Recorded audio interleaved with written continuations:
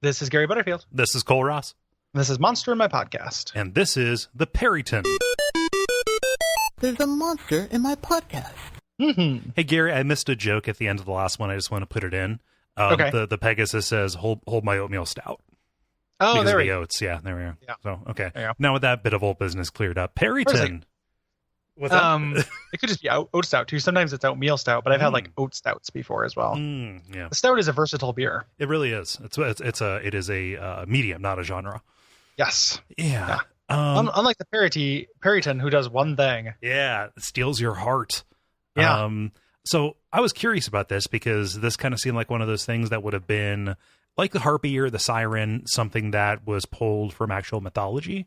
Like, you know, an eagle that has a stag's head, that feels like a very obvious like Norse kind of thing. Gary, they pulled this. They took this from the work of Borges. Yeah. What? Yeah. Yeah. It's very strange. It's shown up in a bunch of stuff too.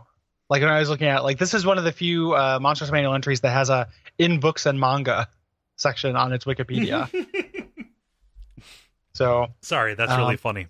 Yeah, very, very, very strange. And if you want to fight one in a video game, you can do that in Sugunai: Atonement. I heard it on PlayStation 2. I don't know what the fuck that is. Let me change my GameFly queue real quick. Yeah, let's get some Sugunai. Yeah. Sugunai looks real bad. This looks like a real like D- tier survival horror game to me. Ugh. Yeah, a lot of PS2 games look like that though. That's true. This is like the canonical like shitty PS2 cover for an Atlas game. Like, what is this nonsense? So it's, bird with a stagged head. Like, just when you think that you're like 100% done with the something with something else's head, right? They give it this cool heart angle, right? So it is deadly accurate with its claws. And the Peryton uses every single part of the heart, not just for food, but also it can't finish unless it has a heart. Yeah, it makes it horny. Yep. It requires a fresh beating heart to reproduce, and they don't say why or how. They don't say if they, they say they eat it, but then there's a sentence, and I feel like I maybe missed something. Like once a Peryton has eaten a heart, its shadow changes into that of its normal form, and the creature becomes fertile. Right. What is its shadow ordinarily? The shadow, this is toward the beginning of the entry. Perytons normally cast the shadow of an adult human being rather than those of their own form, which is a cool detail and is a magical realism, Borges thing. I'm really self-conscious about pronouncing that name correctly. Oh, yeah, I don't know how it goes. Yeah. Borges. Yeah. Borges. Borges. I've been trying out Borges. No. Yeah, but it's so they have to have their shadow right, which makes me think, like, could I come if my shadow was a monster? Like, absolutely if I look down and you'd be so distracted. Yeah, I couldn't stop looking at it, and then so maybe that's just what it is. It just like makes you feel secure, like, oh, I'm not under like a Roma curse. Like I can finally nut.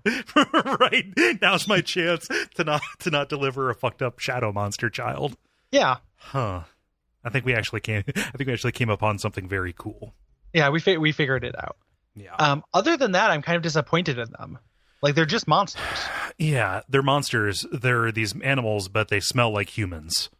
That's real kind of dumb. Like, does that feel to you? Like, I haven't actually read any Borgo.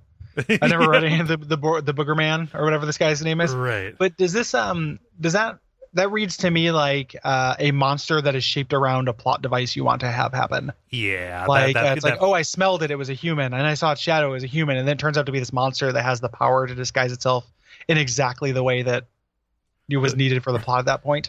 Yeah. I mean, it feels very magical realism as it would be. Yeah. And I've always been a little bit cool on the old magical realism genre. Yeah. Your chocolots. This is actually pulled from a book that I'm kind of curious about. I think it might be available in English.